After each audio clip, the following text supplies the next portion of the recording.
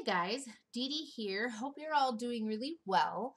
I'm really excited to be back here with videos. Today I am doing a video for Birgit Koopsen and her wonderful creative crew. I've snagged myself a guest spot throughout the years, so this will be one of 4 videos you'll see me doing for her.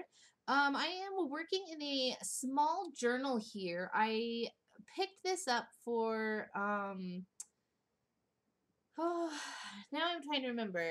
I have it written down for it. Basically, it's the sketchbook project. That much I know. I always get the library wrong, I think, but there's this huge collection of these sketchbooks that people they purchase a spot and they get a sketchbook and then they fill it up and they send it in, and then it's this whole room, this whole like gallery dedicated to these sketchbooks that are all the same size and layout but done by different artists. How cool is that? So I picked myself up a book and I've been slowly filling that over the last few months. So I thought that today I would play with these fabulous Birgit Koopsens stamps that I designed, and they are that Birgit designed that I received, and they are fabulous. So I started in the middle of my book here and I was playing around with some powdered charcoal, and it is one of my favorite like background techniques, and it always gets the area really grungy and distressed and fun. So I put down some powdered charcoal and I used some Liquitex clear gesso and some water, and I kind of just played in the background and moved some stuff around. And I made sure that was perfectly dry. And then I got out these stamps. This is a huge stamp. It's actually not the largest stamp that I have. I'm reserving that one for something else, a different project. But this stamp has so many wonderful textures and distressed pieces on it, and there's letters and like measuring tape and punchinella, sequin waste, all kinds of things on it. So I used it in the background as some texture in some spots. And then I pulled out these beautiful leaves, and I've been drawn to Birgit stamps for a really long time, and I'm excited to get to play with them. They all have these wonderful, almost Zentangle-y patterns on them, and they're just so full of so much life and beautiful stuff. So I'm stamping them now on some white cardstock. And this time I did put my stamps on an acrylic block so that I could get a nice even impression. And then I trimmed out those pieces. So I knew that because my background already had this sort of like grungy feel to it, I wanted these leaves to be separate, to be on their own, and to be super vibrant. So I'm going to get out some inks in a little bit and color them up. I'm using Yoo-Hoo, which is it's a glue stick, but it's a mixed media glue stick. It's kind of like a Elmer's glue stick on crack. That's usually what I say. Like, it's really potent. It's really awesome. And as long as you completely cover your pieces, then they are stuck in your journal. So it's really nice because sometimes I don't want to use tape, and wet glue is kind of the bane of my existence. So I cut out the one stem, the one leaf on the stems, and glued that to the side. And then now I'm using some of the separate leaves, and I'm kind of spreading them out on the page as if they're sort of like from the left-hand side, almost like in a rainbow shape along the top and down the right-hand side.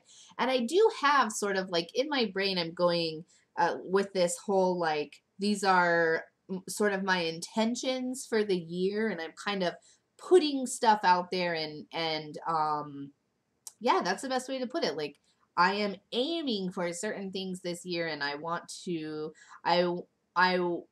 be present and work harder on the things that I want. So that's what these are all the leaves are all the little things that I'm aiming for. I am using a Stabilo now, a Stabilo Marxall, and I am going around the edges of my leaves, and I'm just sort of darkening that up. Even though I stamped on a crisp, clear white cardstock and I have that sort of grungy background, they weren't really standing out quite enough to me. And I think at this point, too, maybe I had not quite decided what colors I was going to use. And so I went around everything and the edge of the book. And then I got out these beautiful Daler-Rowney inks, and they are so fabulous, and I will have the exact colors for you in the supply list, so check out that. Now, I think I misjudged exactly how potent these inks were, and I am working on untreated cardstock too, so keep that in mind. Excuse me. because untreated cardstock is really going to soak up the moisture out of the inks, or so I thought. And instead, like, not instead, but maybe just because these inks have so much richness to them, the color was overpowering the stamps. So you can kind of see on the left hand side, I'm having to get rid of my excess ink, and that's okay, no problem. I'm just making sure I have a little bit of water on my brush as well, and then I'm spreading those inks out, and making sure that the stamp can still shine through, because there's just so much pigment in those inks, believe it or not. It's covering up the blackness of the stamp, and that's an archival ink pad, so it's the Ranger black, so it's really, really black, jet black. All right, so then I dried everything, and then I got out a pen, and from here, I know that I'm not going to use that much more water, how do I put this? Like I'm not going to spray a spray bottle, and I'm not going to use a dipped paintbrush. So I'm not really paying that much attention to the pens that I'm using, as long as they're doing the job. And you can kind of see the binding in my book came undone, so I'll have to redo that, but now I can work on these 2 pages separately, so that's cool.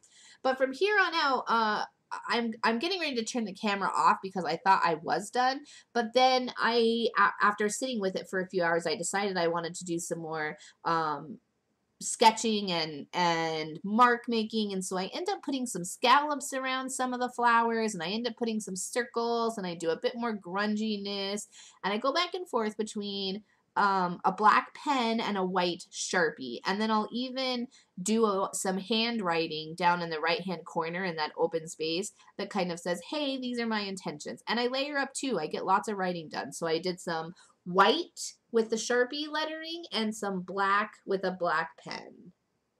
All right, so sorry that you didn't see that last part there, but it's nothing super innovative, just kind of piling up my mark making and having a little fun. So thanks for joining me here, and be sure to see Birgit's blog, and you can find my blog, and subscribe to my YouTube channel. I'm really excited for 2017, and there's lots of fun things coming. Thanks so much for being here. Bye.